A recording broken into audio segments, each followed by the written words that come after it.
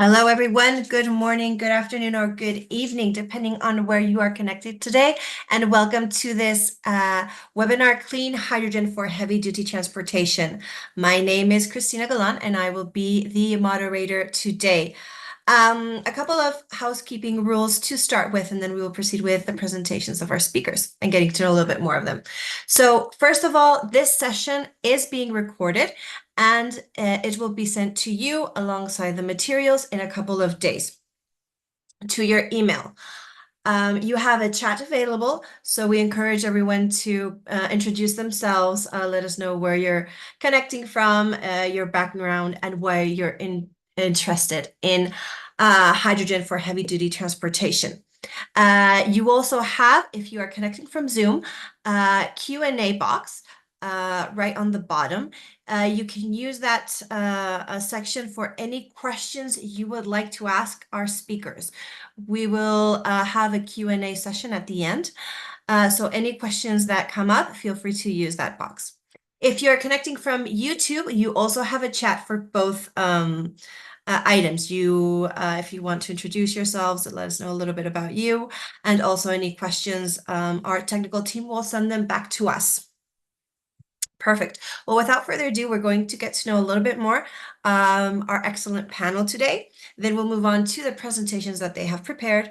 And finally, we will finish with a Q&A session. So as I said, we're going to start meeting our speakers. I'm going to start with Connor, since Connor will be the first to start. Connor, good morning for you, I think. You're connecting from the US?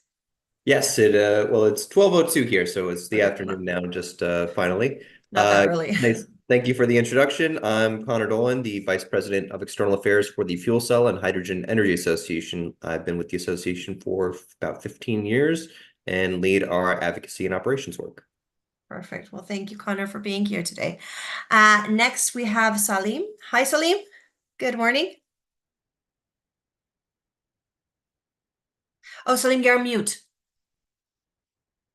I was saying Yes, I something wasn't am. Sorry working. about that. That's fine.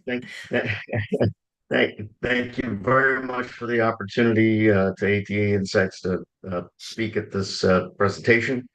It's an important time for the industry, and I'm excited to participate. I'm the president and CEO of PowerTap Hydrogen Fueling Corporation, as well as the Mobility Initiative Chairman, the Mobility Initiative Committee Chairman at the California Hydrogen Business Council. And I have a real estate development and asset and facilities management background, a lot of which occurred at the Department of Defense and the Department of the Navy. And in the most recent years, renewable energy development for the past 15 years, and over the last 5 years in hydrogen. I'm glad to be part of the presentation. Thank you very much. Thank you for being here, Salim.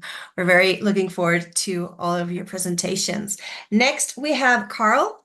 Carl, can you let us know a little bit about yourself? Yeah, I should be. Am I off mute? That's the first thing We can hear you. sure. Yeah, good. That's very good. Okay.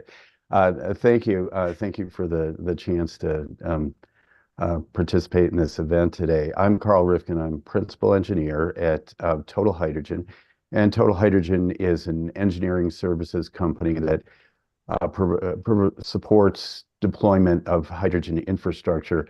I've been working on hydrogen infrastructure deployment and development for over 20 years, focused on reliability and safety of the hydrogen technology. So that's what I'm going to talk about today. Thank you. Thank you. Last but certainly not least, we have Narendra. Hi, Narendra from Pacific Hydrogen. Can you hear us? Hi. Yes. Hello, and welcome all the participants, and thank you, Renman, for this opportunity. And my name is Narendra Pal. I've been working only on hydrogen focus for last, not very long, but almost more than 2 decades. So started in India and been building hydrogen infrastructure since then in US for material handling market, for maritime hydrogen and ports and heavy duty hydrogen. So I'm really excited. Basically, I'm a mechanical engineer with specialization in energy and material science. So It's going to be very exciting, and hopefully, I'm expecting a couple of very good questions and sharing my knowledge, whatever I have. All right, perfect. Well, thank you so much for being here today, Narendra. I would say that 2 decades is long enough. It's a pretty good start. So as you can see, we have an amazing lineup for today. So I'm going to stop sharing and I'm going to let Connor share his slides. 1 second. There you go. In the meantime, while Connor puts his slides up, just to let you know, this is a webinar belonging to one of our events that will happen in Chicago, the 9th and 10th of October on hydrogen. So if you're interested in knowing more, please let us know. We have our technical team available. And if you have any questions about our event, we are excited to tell you about it. So Connor, I see your slides pretty well. So whenever you're ready, the floor is yours. All right, thank you very much, Christina. Just to hop right in, I'm Connor Dolan again with the Fuel Cell and Hydrogen Energy Association. We are the national association for the hydrogen sector here in the United States. We're based in Washington, D.C. We have about 100 member companies covering all aspects of hydrogen production, distribution, and end use. Our primary activities are providing a consistent voice to policymakers, regulators at the federal level here in D.C., and focused on advancing this technology. Here's a quick overview of our membership. Again, we have about 100 member companies covering all aspects of this industry, including a considerable amount on the hydrogen infrastructure, fueling, and trucking segment. Just going to talk today a little bit about the hydrogen landscape, some of the economic enablers driving hydrogen trucking, and activities moving forward. So just jumping right into the context here. Kind of why are we here talking about hydrogen? The benefits of hydrogen are very clear. There's huge opportunities for economic growth and employment, opportunities for resiliency and reliability, as well as significant decarbonization potential, and specifically air pollution and reducing that impact for communities. There is a number of different ways to use hydrogen. We're going to be talking about hydrogen transportation today, but hydrogen can also be used for grid balancing and generation. That's really the resiliency aspect of things, where you can take curtailed wind and solar power and use that to generate hydrogen that can be stored for on-demand use as an energy carrier for hydrogen fuel or a variety of other activities, including power generation, feedstock for industry, including ammonia, methanol, refineries, steel, cement. All are, and as well as sustainable aviation fuel and other fuels are very much on the table. Fuel for commercial activities, primarily heating for commercial and residential buildings. And finally, transportation. We have about 60,000 fuel cells deployed for material handling equipment around the country, 15 or 16,000 light-duty vehicles, and an emerging heavy-duty vehicle market, as well as emerging activities around rail, locomotives, aviation, and maritime. So I want to just talk about hydrogen and context of where we see this industry going. Right now, we have about 11 million metric tons of hydrogen produced annually in the United States. There is an anticipation that with the right policy levers and drivers in place, we will have a growth of about 50 million metric tons of clean hydrogen by 2050. This is from a roadmap that we did within our association a couple of years ago, but it was also very much in line with the National Clean Hydrogen Roadmap and Strategy that was released just last year. And as you can see, hydrogen for transportation is very much expected to be the largest hydrogen user and use case by 2050. And just kind of a final point on that, with this growth of 50 million metric tons of clean hydrogen by 2050, that would account for 14% of all U.S. energy demand. So I want to take a few minutes to talk about hydrogen for trucks, kind of why this matters. There is 25% of all transportation sector emissions in the United States come from heavy-duty trucks. This is a very significant means of providing pollution and carbon into the atmosphere, and there is a number of efforts underway to reduce that. State and federal regulations are put in place right now, both at the federal level and state level. For instance, EPA's GHG3 rules require 25% of new long haul and 40% of short haul medium duty vehicles to be zero emission by 2032. So there is very much a policy levers in place at the federal level. States are being much more strict in some cases, like California, that says that all medium and heavy duty vehicles sold by 2036 must be zero emission. and that includes both hydrogen vehicles as well as battery vehicles. So why hydrogen for the trucking sector specifically is that it's a hard to decarbonize sector. There is a number of difficulties in electrification, especially for these larger scale vehicles. Hydrogen trucks offer similar range and refueling times of diesel vehicles, and in refueling time, it's 15 times faster to refuel a hydrogen truck compared to a battery electric vehicle, and it's all while offering still zero emissions. They also have lower total cost of ownership compared to BEV trucks, largely due to the longer dwell times. The longer it takes for a fleet to recharge and refuel before you're able to get back on the road, that is downtime that costs businesses money, and fleets need to have very high efficient operations to operate. And then finally, batteries weigh a lot, and fuel cells comparatively are much less so. Because of that weight differential, you're able to actually carry a lot more cargo in a hydrogen truck versus a battery truck. At a certain point, you get diminishing returns with bigger batteries or just hauling themselves as opposed to hauling more cargo. And again, because of the efficiencies of refueling capabilities, you actually, for larger fleets, you have a much smaller refueling footprint for trucks compared to charging infrastructure, where you have to have many, many, many chargers for every battery truck, whereas just a few simple fueling stations cover a large fleet of vehicles, similar again to diesel vehicles. So what is driving this? In addition to kind of these drivers, there's a number of grants and tax credits out there that I just want to very briefly touch on. The Regional Clean Hydrogen Hubs program, enacted by the Bipartisan Infrastructure Law in 2021, provided $8 billion to develop these massive hydrogen hubs around the country that are going to have diversity of hydrogen production, end use, and geographic diversity. You can see here, 6 out of the 7 hubs that were selected have heavy-duty transportation embedded within that. That is a lot of investment going into this market. In addition, where the industry is working to reduce costs, we have clean hydrogen manufacturing, recycling, electrolysis funding that was also funded by the BIL. The first half of that $1.5 billion has been announced, and you can see that there is manufacturing projects underway across the country to bring down the cost of systems. And finally, there's tax credits in place that were enacted by the Inflation Reduction Act of 2022. The Clean Hydrogen Production Credit provides up to $3 a kilogram for production of clean hydrogen. It's based on carbon intensity, so the cleaner the hydrogen, the greater the credit. That's going to bring down the cost of fueling for customers. There's also vehicles in place, the 45W Commercial Clean Vehicle Credit, the 30C Alternative Fueling Property Credit for purchasing vehicles and developing hydrogen infrastructure. There is still more efforts underway that we're taking on at the national level to try and raise some of these caps and make these more economical, but we do have a strong foundation with these credits. And then finally, there's some manufacturing incentives for facilities, a wide range of clean energy technologies under the 48 Cap C program, but it does include significant activities for the hydrogen fuel cell vehicle space. Finally, just want to really briefly talk on, there is a lot of other grants programs out there. So there's the Clean Heavy Duty Vehicles program that's just had a recently closed FOA supporting hydrogen and BEV Class 6 and 7 vehicles. There's grants for air pollution at ports to install zero-emission vehicles and refueling equipment.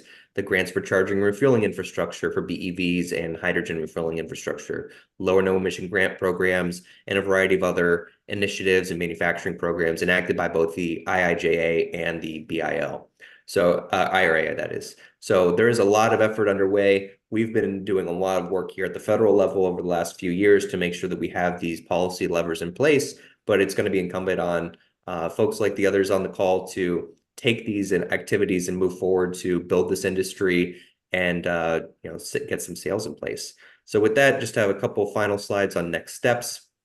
Right now, this is a very nascent industry. There's probably, I believe, about 100 commercial heavy-duty hydrogen trucks on the market today, but there is a lot of deployments that are in process, not just these hydrogen hubs that are going to take a few years to develop, but a number of other activities underway by Toyota, Cummins, Hyundai, General Motors, Mercedes-Benz, and others that are building this infrastructure and vehicle markets.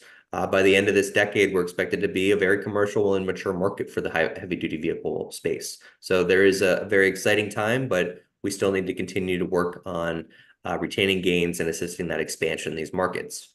And to do that, we need to continue a few things. We're at the federal level, we're working to continue lowering the cost of hydrogen by making this more accessible and economical for customers. We need more demand side support. It's not enough to just have this hydrogen supply in place, but we need to have demand side factors that are driving adoption specifically for this trucking market. So we have a number of bills that we're working on here as well, such as the Hydrogen for Trucks Act that's been introduced by Senators Coons and Cornyn. We need to have continued R&D funding from the Department of Energy to fund R&D activities for this space. We need expanded regulatory frameworks and codes and standards to accomplish or just to account for these larger vehicles and new activities underway. Permitting reform is going to be very helpful to ensure that we are able to quickly develop these projects. We're taking some activities underway, as I said earlier, on supply chain development, but there's still need for more new and expanding facilities to bring this domestic supply of these critical components, materials, and minerals. And finally, workforce development is a big issue. There is a lot of need for more engineers and more folks that are comfortable with this space, and we're excited to accomplish that. So covered a lot very quickly. Thank you for your time, and happy to turn it over to the next speaker. Perfect. Well, thank you, Connor. I know you were a bit concerned about time. You did an excellent time slot. So perfect. Well, thank you so much for your presentation. A great way to start this webinar. Moving on to Salim, I see that you already are sharing your slide. Okay, it's perfect. All right. Well, Salim, thank you so much for being here today, and the floor is yours. Great. Thank you very much, Christina. I appreciate it. And Connor, thanks for covering a lot of that stuff that I don't need to now cover at the federal level. So I'll spend a little bit more time on the California kind of perspective. Lessons learned there, really important for us. And then I'll talk a little bit about the zero emission freight corridor strategy. So let's get started with that. Okay. Here we go. Let's start about talking about the California Hydrogen Business Council. It's the longest established trade association in California in the United States with over 130 members. We work in pretty close coordination with the FCHEA that Connor represents to cover both the federal side and then the sort of California state side. The mission of the California Hydrogen Business Council, or the CHBC, is the commercialization of the hydrogen industry to assist California in decarbonizing and achieving climate and air quality goals. The objectives of the CHBC are effective advocacy to enhance market commercialization, information exchange with our sector action groups to accelerate market growth, facilitating connections and networking to promote the market. Our two initiative committees are the Mobility Initiative Committee, which is the committee I chair, and there's the Renewable Hydrogen and Power Generation Committee as well. And just generally, the California Hydrogen Business Council is the go-to resource in California if you want to do hydrogen in California. Our membership coverage is across several industries: power generation, OEMs, both for vehicles and production and storage equipment, and also transport infrastructure, and then government agencies as well. If you want to do business in California and hydrogen, the CHBC is an essential partner for you. In terms of the presentation topics, the focus in the beginning of my presentation will be the National Zero Emission Freight Corridor Strategy. It's an essential document that the Department of Transportation, the Department of Energy, and the Environmental Protection Agency has developed together. Then I'll talk about key state initiatives, focusing on California, but talking about other states across the country. And then we'll talk about lessons learned and challenges and solutions that have been sort of experienced here in the California market and could probably help quite a bit across the country as we deploy hydrogen for transport infrastructure, but as Connor mentioned, several other areas that need decarbonization. So relating to the National Zero Emission Freight Corridor Strategy, and that is a mouthful, but it was developed in March of this year. It's a compass for public and private stakeholders to prioritize and guide investment, planning, and deployment of zero-emission medium and heavy-duty vehicles, both for electric charging and hydrogen refueling infrastructure, and specifically along the National Highway Freight Network, the NHFN, they're making reference to it as, and complementary roadways along the line. The strategy is a comprehensive federal plan to decarbonize the U.S. freight sector. Again, one of those areas that needs deep decarbonization. by building out infrastructure for zero emission medium and heavy duty vehicles. It prioritized investments, planning, and deployment for these vehicles and fueling infrastructure along the nation's corridors. The key points to bring out about this particular strategy is it's a national vision. It's committed to decarbonizing freight transport by transitioning to zero emission vehicles for transport in particular. And the goal is to have at least 30% zero emission medium and heavy duty vehicle sales by 2030 and 100% by 2040. The focus is on hydrogen refueling infrastructure alongside electric charging infrastructure. It recognizes the importance of the hydrogen for medium and heavy duty trucks, especially for long haul transportation. As again, Connor mentioned, there's some specific benefits that you get from hydrogen as it relates to long haul transportation. It is a strategic corridor approach. So it identifies priority freight corridors and hubs for initial infrastructure development with a focus on areas with high freight volume. So we're talking about ports and key logistics facilities. It also considers environmental justice, a very important consideration, EJ40 for the Biden administration.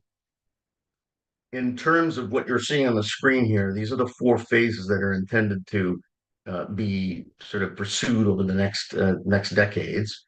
Phase 1 through 27 is to establish the hubs in areas suited for early deployment for battery electric and medium duty vehicles in particular, with return to base operations as sort of the key aspect there.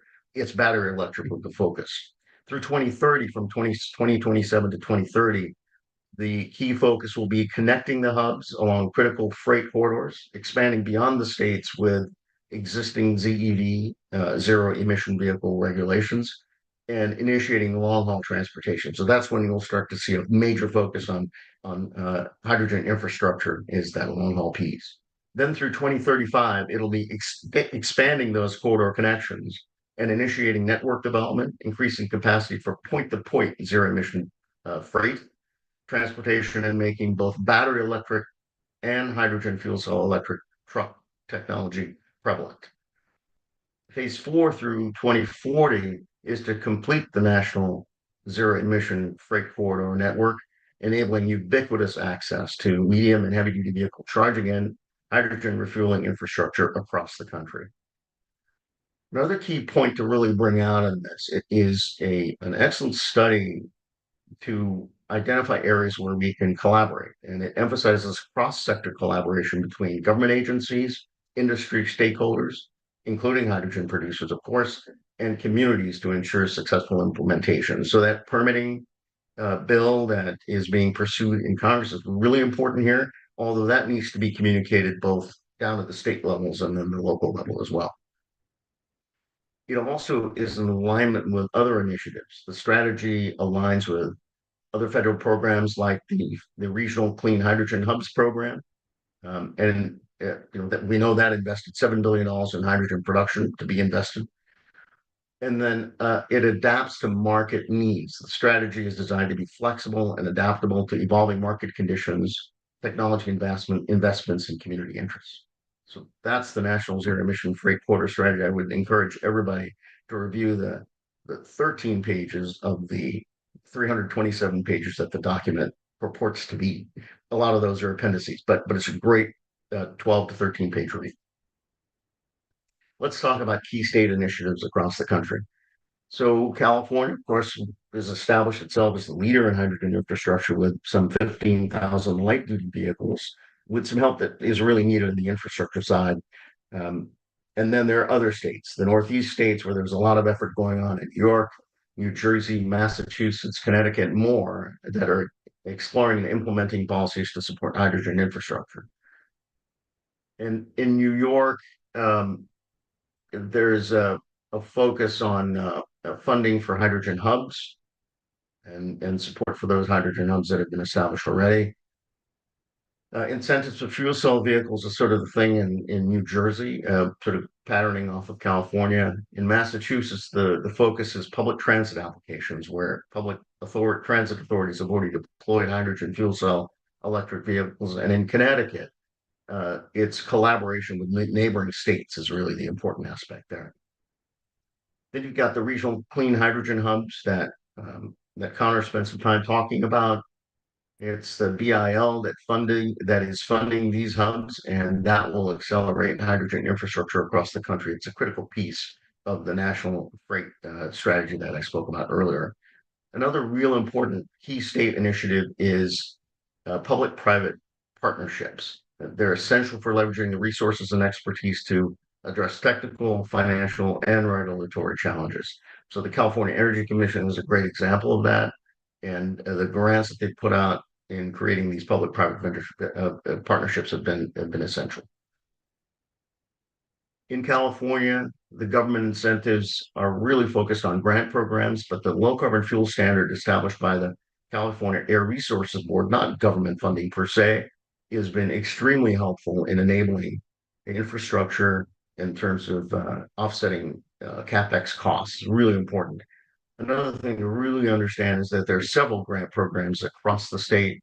And a lot of people don't realize the AQMDs, in addition to the carbon, the CEC, and others, are promoting infrastructure and offering grants. Of course, I think the RenMed H2 Conference 2024 in Chicago will help in focusing on those areas. So I'll leave it at that for the moment. I'll just touch on one more thing that we didn't talk about yet at the federal level, and that's the Earthshot for hydrogen. And it's the 1-1-1 strategy, $1 per kilogram in a decade. And of course, we're almost halfway through the first decade, and we got a long way to go. It's an essential aspect, and I think there's great effort with the tax credits that Connor touched on at length, and the grant. So the California grants thus far in hydrogen have been $2.3 billion committed, and it's a significant dollar amount that's spread over several years.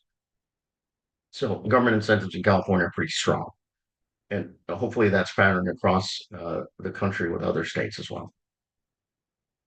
Let's talk about lessons learned.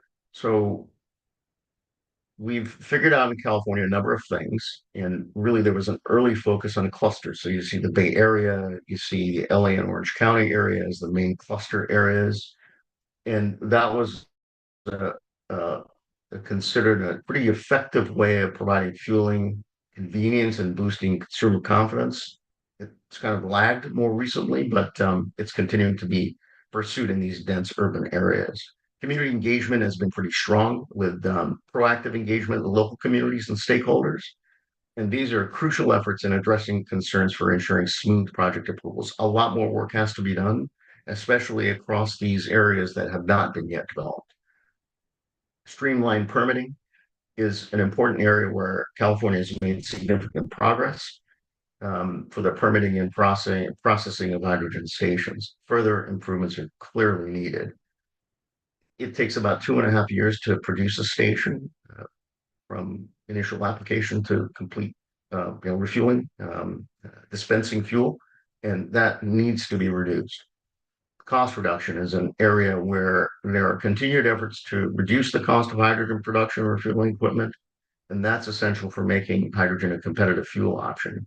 The technical challenges in particular have been focused around hydrogen purity and equipment reliability, as well as compression and chilling.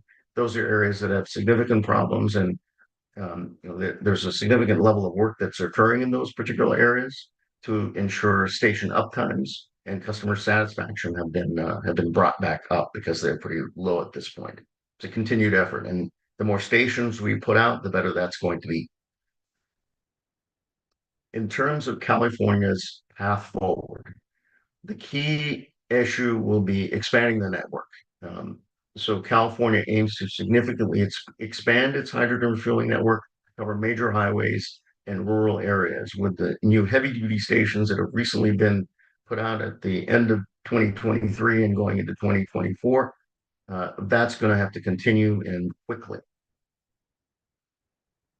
The state is also focusing on deploying hydrogen refueling infrastructure for trucks and buses to reduce emissions in the freight and transit corridors and sectors. And then another area that California will be focusing is promoting innovation. So investing in research and development to advance hydrogen technology at lower costs, and collaborating with other states in conjunction with Arches, our hydrogen hub here in California, and actively sharing lessons learned and collaborating with these other states to accelerate the nationwide deployment of hydrogen infrastructure. Those are key aspects. So let's talk specifically about infrastructure challenges and solutions that we have ahead of us here. It's important for us to have a transition. Right now, there's a significant amount of natural gas infrastructure throughout the country, and we should establish, effort to use that existing network. It's very important for us to do that. And just in terms of this transition. And then in terms of supply chain and infrastructure, we've spoken about it already in this presentation and in previous presentations, of course, is we need to scale up. So components and materials are important for us to deploy in mass and quickly. The long lead times that we were facing in the supply chain and infrastructure have continued to persist, and we need to continue to work on those. And again, deployment of more infrastructure will help us in those areas. And then more government incentives would be essential there also to reduce those lead times and also to enable private investment. Workforce development and training are very important, as Connor mentioned. And I think it's really important that we tap into current oil and gas workers and address the mismatch between current skills versus skills needed. The universities and the trade schools are obviously essential in those areas. Entitlement and permitting. So not in my backyard. NIMBY is a significant cause of delays, and I think there needs to be better coordination and community engagement to bring forward those communities and encourage approval of these stations and so on. We need better alignment between the federal, state, and local AHJs, authorities having jurisdiction to speed projects. The DOE advisory committee indicated that the hydrogen industry is not growing fast enough to meet 2050 neutrality goals. And they're coming upon us pretty quickly. 2050 seems like a long ways away. It'll come quick. In April of 2024, the National Petroleum Council completed a report to Secretary Granholm on low carbon intensity hydrogen. And I think that's an essential study for us all to spend some time. It was an industry-wide approach, and I think it's a valuable study for us all to look at in conjunction with the freight strategy that we've been talking about in this presentation. In terms of grid and interconnection, I think that we all know the grid is at its limit and it needs upgrade or the broader deployment of behind the meter microgrid supplementation to that grid. Redundancy and resiliency are problematic to some degree with the intermittency of renewables and stranded resources, and hydrogen can solve some of those problems, if not quite a number of those problems. And we talked about the hydrogen hubs as a solution. I think that's essential for establishing infrastructure across the country, with $7 billion going towards it and encouraging investment of 50 times more than the $7 billion investment. That's going to help a lot. On the demand side, there need to be more incentives. It's sort of developed. The SHITAC, the Clean Hydrogen Technology Alignment Cooperative that the Department of Energy has established, is going to be an essential piece towards that. I would encourage folks to check out their efforts, CHYTAC, and figure out how we can encourage that on the demand side. Apologies for that. And in terms of the road ahead, so the ongoing federal and state initiatives and coordination between the two will significantly increase the number of hydrogen stations in the US. Collaboration is key to overcoming those challenges and achieving a cleaner and more sustainable transportation system. And the US is poised to become a leader in the hydrogen infrastructure space, contributing to global decarbonization efforts given the establishment of the IRA and the BIL and the hydrogen hubs and the number of other efforts at both the federal and state level, and even at the local level. That concludes my presentation. On to the next speaker. Perfect. Thank you, Salim, for your presentation. And moving on, we have Carl. Carl, whenever you're ready, you can show your slides.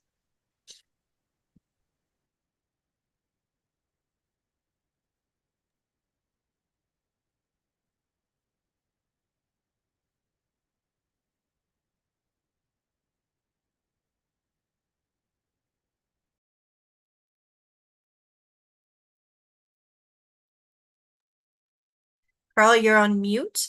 I can see your Right. slides, but they're not on presentation mode, just so you know. Okay. How about now? Sorry about that. Am I audible? Yes, now we can hear you. And now we see the presentation on the presenter's mode. So I think if you go up on use slideshow on the top. Yeah, let's see. I need to go to, bear with me. A little bit up where you're Yeah. from. There you go. I need to, I'm sorry, which I think it was the one on the right on use slideshow. let's see. There you go, right there. A little bit on top. Oh, it's being blocked by something. Sorry about that. Okay, if you click on swap displays, let's see what we see there. How about now? Now, perfect. Okay, good. Well, that's success. Thank you for the chance to talk about hydrogen fueling. I'm going to talk about hydrogen fueling for heavy duty vehicles, but really focused on trucks. That's the area I'm working in, and I think the area of where there's a lot of potential for expanded deployment.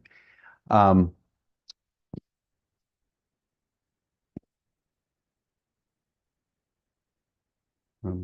looking for is the oh, okay, next slide there. Yeah, so what I want to talk, we've had some fairly high level presentations, but I'm going to drop down here.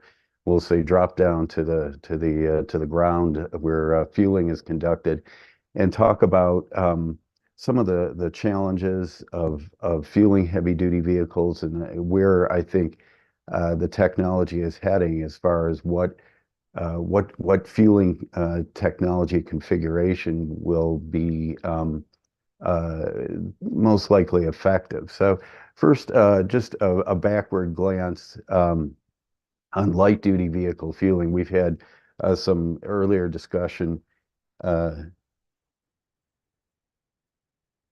where we've heard that there are issues with light duty fueling, and there have been. For those of you who've been involved in it or familiar with it, you know that there's been issues with performance of light duty fueling stations and issues with supply of hydrogen to light duty fueling stations. And what you see here is a screenshot from the website of California Fuel Cell Partnership is showing the status of some of the stations out there. And I just kind of randomly picked that. But the point of this is that you see the red squares versus the green circles. The red squares indicate that the station is down, and what has been the history over the last few years has been that there's been a lot of downtime with light duty fueling stations.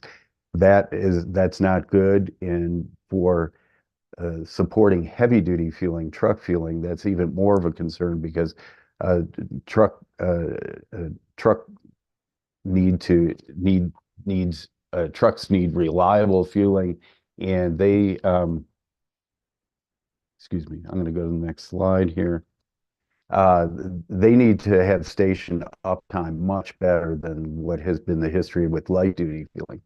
So what are some of the challenges to getting fueling infrastructure so that it's reliable and it's cost effective so that these can be commercially successful enterprises? One of the big concerns is limited access to hydrogen, particularly liquid hydrogen. There isn't really any proven history of a standardized dispensing technology. Initial light duty fueling stations almost all utilize gaseous storage and there have been performance issues with different components in the system. One of the most reliable fueling solutions is just a simple cascade system where you don't use compression or cooling, but that's very slow, and that is not a viable commercial solution for truck fueling. And what this all indicates is that as we move to heavy duty fueling, what we need to look at is where we're going to be fueling much larger amounts of hydrogen. We're going from 5 kilograms to potentially up to 70 kilograms per fill with trucks. We're going to need to look at the use of liquid hydrogen systems where that's an option. So what do liquid hydrogen fueling systems look like for trucks? And by liquid here, I mean is a liquid-based system. It's using liquid as a storage. Liquid hydrogen is storage. The liquid hydrogen is vaporized, and that is dispensed to the vehicle as high pressure gas. So it's not just to be clear, it's not a liquid to liquid fueling arrangement. Although there is some interest in that is potential developing technology where there would be liquid storage on board the vehicle. So liquid hydrogen fueling systems, liquid-based systems are relatively new, so it's a developing technology. Even the modular systems, which are the smaller systems, can store between 800 and 1,000 kilograms of hydrogen, which is a fairly a good amount of hydrogen. And compared to some of the initial light-duty fueling stations, that's quite a bit of hydrogen. So the initial deployment of these liquid-based stations is in the early stages of technology development. But there are some significant advantages that we already see. The smaller footprint required for a liquid-based station, liquid hydrogen storage doesn't require nearly as much space as a gaseous system. For those of you familiar with this concept of the bathtub curve that represents technology deployment and shows what kind of failure rates you see in the early stages, and then the decrease in those failure rates as the technology develops over time. What we're looking at now with these early stage deployments of liquid-based hydrogen fueling stations is that we're in the early stages of this process. We're on the left side of the curve where there's a fairly high level of failure rate. So what are we looking at moving forward? What kinds of problems need to be solved, and what kinds of pathways need to be opened so that this technology can be used reliably and cost effectively? So what needs to be done is for these different fueling deployments, we need to evaluate what is the best fueling technology for that specific application. As I mentioned, for heavy duty fueling, liquid-based systems have a lot of advantages and in many cases are the most effective. We need to look at evaluate the supply chain from hydrogen production to distribution, looking at component reliability, availability of hydrogen. All these factors need to be considered so that at the end, at the dispensing end of the process, we've achieved the highest reliability with the lowest cost. Part of this process means looking at potential collaboration partners when a fueling infrastructure is being developed, and that means looking at opportunities to share both risk and cost, because there's a lot of risk with initial deployment where the cost may be difficult or to evaluate, and the risk, meaning the potential for the system to perform reliability, could be high.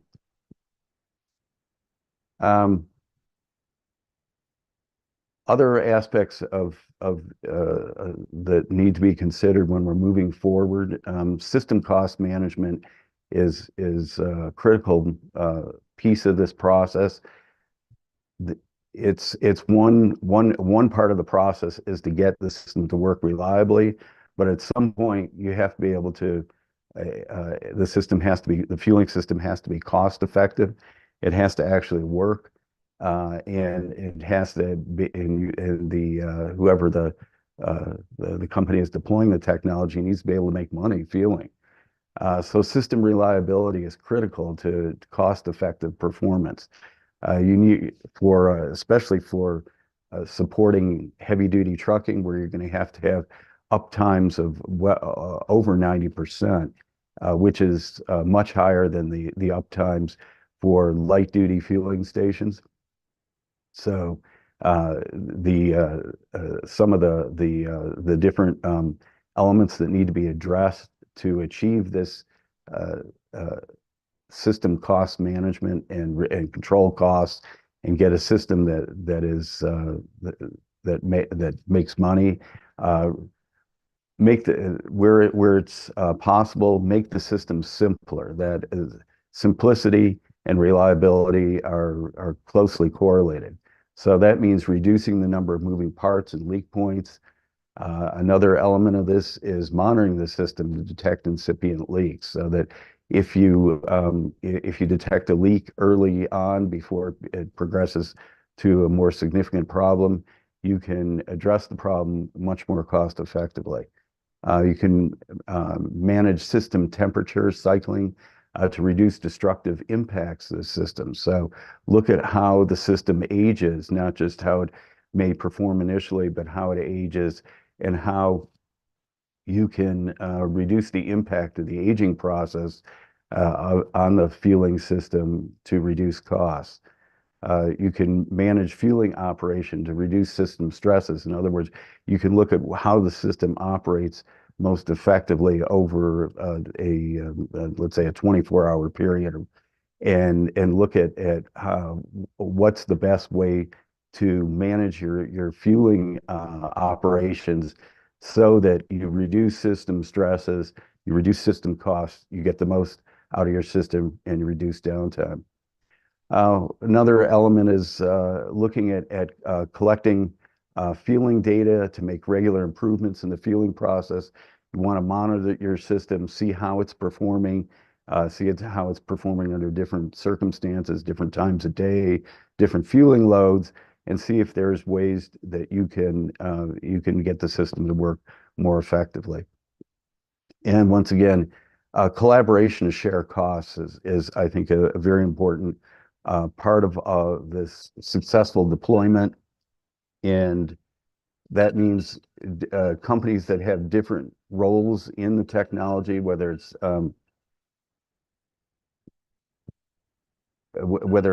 providing fueling technology, providing operating support, all these different companies have a role in looking at ways to share those costs and make the system cost effective and reliable.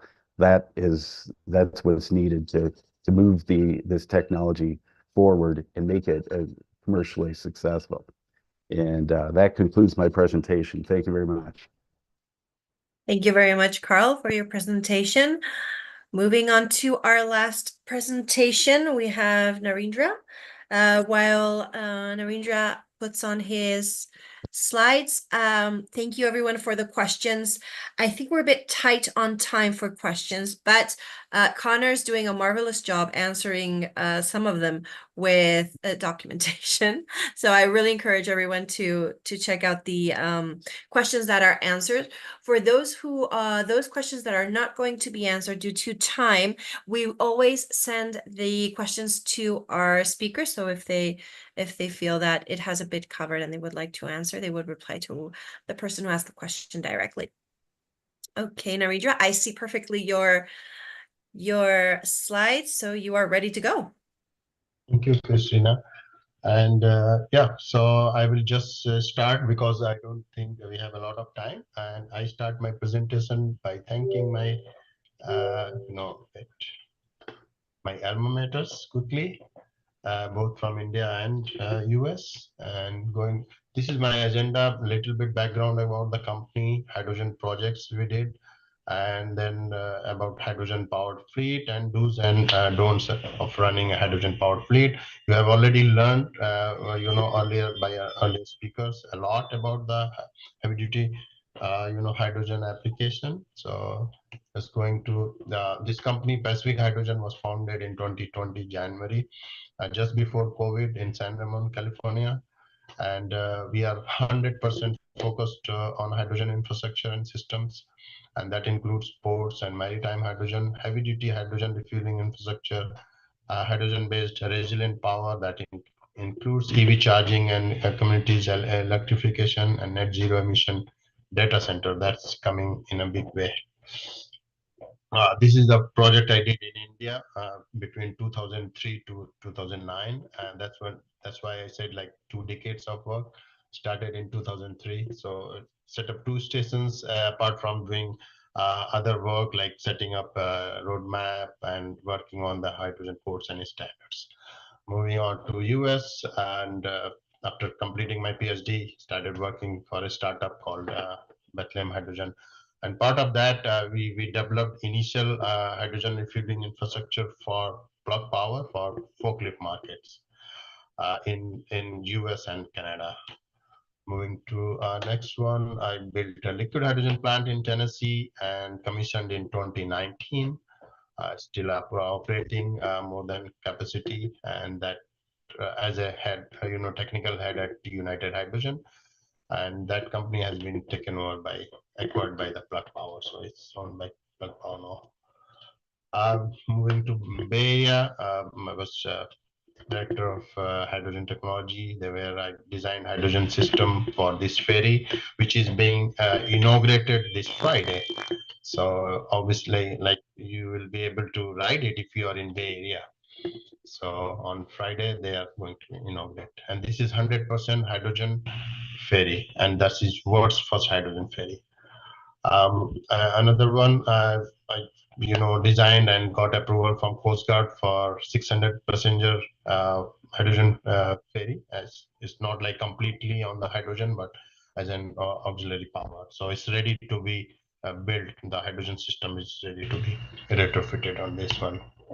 And big project when we have hydrogen ferry, how to refuel them. So working on hydrogen, creating hydrogen infrastructure on water, and having electrolyzer, compressor, storage, everything on water on a barge, and so that these ferries can be refueled. It's a DOE sponsored project. And have association with the arches. I'm part of various committees there, part of Energy Dialogue, and Association of Energy Engineers and NFPA2. I'm principal member at NFPA2. Okay, so just moving to the agenda today and do's and don'ts of running a hydrogen fleet, and just a little bit about like what it means if any fleet owner is interested in moving towards hydrogen and to achieve their decarbonization goal. So basically it requires hydrogen supply, and you start with a demonstration phase, and that I highly recommend. It could be four vehicles or 10 vehicles depending on the requirement, and you get the hydrogen supply, you compress it on site, pass it through chiller and dispense to your fleet. And so you get to know how a whole system works, and also you train your the staff, and very important, and work with the local communities and AHAs. And you once you are satisfied, you move to the complete fleet, and earlier it's okay to use and gaseous hydrogen, but now you get liquid hydrogen delivered, you store there, you might dispense in liquid form or maybe in gas form, depending on development. Now I know a couple of companies are working on liquid hydrogen tanks for heavy duty trucking. So that's also very viable option, and that gives you a really long driving range. So in my experience working with these projects, I think it's very important that you know what you want to do, whether you are inclined towards hydrogen or batteries. I have seen like in last 2 years when as a company we approached these fleet operators. They said no, battery seems very easy, and we are going that way. So they were saying, okay, maybe 10-20% we might use hydrogen. In 2 years, they just changed. So they are going like 80% hydrogen and only 20% battery. So they have tried it, and that's their experience. So, and I truly believe for heavy duty trucking, heavy duty application, hydrogen is the way. So what you do, you must collaborate with hydrogen molecule supplier and equipment suppliers. So that's the key, because that's the basis of your refueling process. And it's also very important to work with the local communities. A lot of projects, they don't go at a very advanced stage if the communities are not with them. So that's very important. And then you need approval, so you need to work with the AJs like fire marshal and municipality, etc. And it's really important that you have a safety philosophy, and how you are going to handle things. It's a different fuel, and that you need to recognize. It's not, you don't have to be scared, but it's a different fuel, so it has to be handled differently. And accordingly, you must train your operating staff. And I highly recommend that you should start with a demonstration phase, so that and you're not just buying unknown thing. And once you have confidence, so then you can move on to full phase. And so that's and don't, I would say, at this stage, you don't go for long-term contract, but because many times it may be painful, because the visibility from here may not be that much, so that you can have like 10-year, 20 years contract or 15-year contract, and you may have more options. That's my recommendation. And don't compromise on safety practices and training, operating ups. Don't try to save money on training. And and don't ignore the local communities, because that's really harmful for the project. Any project, I think that works for almost all the projects. And also don't go straightway to large scale implementation. And I've seen, so don't completely rely on a single source, either for the molecule or for the equipment, because everybody, molecules is like that industry is established, but still there is a demand and supply. There is a sink is going on. So we don't know what will be the situation of market and equipments. There are a couple of suppliers, so anything can go wrong with the one supplier. So I highly recommend that you should have multiple relations with the multiple suppliers. So that's in total my message for this topic. And I'm open for any discussion based on the whatever I shared. Thank you. Perfect. Well, thank you so much, Narendra, for that presentation. We're almost finished, but I have to say that most of the questions have been answered by our speakers. So thank you so much for that, answering those questions. If you would like to know more about this topic, I think we will send you the materials, as we said at the beginning, in a couple of days. And of course, if you want more information about our event, RedMed Hydrogen USA, taking place on the 9th and 10th of October in Chicago, Illinois, please let us know. I want to thank our speakers for today. Thank you for that overall vision from different aspects of the topic, and we hope to see everyone very soon. So thank you so much, everyone, for joining, and we hope you have a great day. Thank you.